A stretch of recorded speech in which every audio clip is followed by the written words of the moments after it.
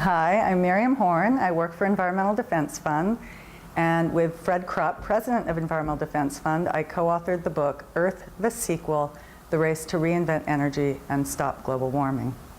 It came out a year ago in hardcover. It came out a couple months ago in paperback, and it was really a look at all the emerging clean energy technologies that we have coming out of laboratories and going to pilot scale now that really offer us a solution to climate change.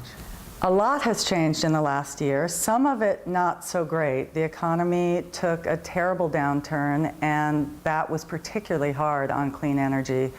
This is a very capital-intensive industry.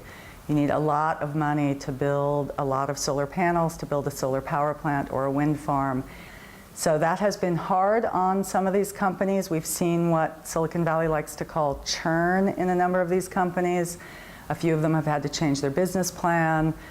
We had a wave energy company that has now shifted entirely into wind. We had a company, the algae company that we wrote about, Green Fuels, has in fact gone out of business.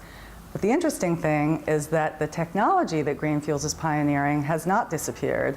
And in fact, just a few days ago, Steve Chu, the head of the Department of Energy and a Nobel Prize winner, awarded $70 million to Arizona Public Service to extend the experiment that we describe, using algae to eat power plant gases and then be converted into biofuels. So there's tremendous reason for optimism, more than there's ever been.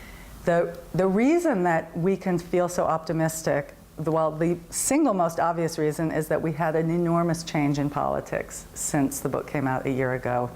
We have a president who is completely committed to climate action and has been a huge force on Capitol Hill in getting Congress to move. We have the most serious, ambitious, comprehensive climate bill ever. We also have done a tremendous amount of work on the technology, and the technology, frankly, has proven itself across a number of industries.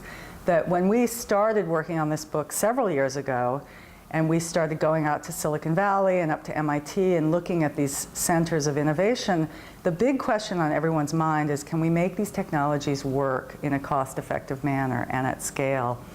That question, to a great extent, has been answered. We have companies like First Solar that are making gigawatts of solar cells at $1 a watt, which is the magic number everyone hoped for. The real challenges now are the challenges about, okay, how do you put this stuff on the ground at the kind of scale we really need? If we do it right, if we really get the biggest bang for each buck that we spend, we can see energy bills go down because their actual energy usage will be so reduced. The other great thing about energy efficiency is it's one of the best job creators, because it takes a lot of people to go out there to manufacture those new windows and to install those new windows, to install the weather stripping and that insulation.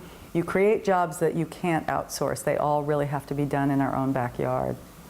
I get more optimistic every day. That always surprises people when I say that, but because I have the privilege of working every day on these solutions, and I see the commitment of people, the commitment of the utility guys that I'm working with in Austin, these engineers at Austin Energy, the commitment of these high-tech companies, the commitment of my colleagues here, the amazing capacity we have in this country for innovation, the need we have for an economic recovery, and the recognition in Washington that the best way to accelerate that economic recovery is to make it a green recovery. All of those things have me completely convinced that we're going to do this. We're going to save the planet.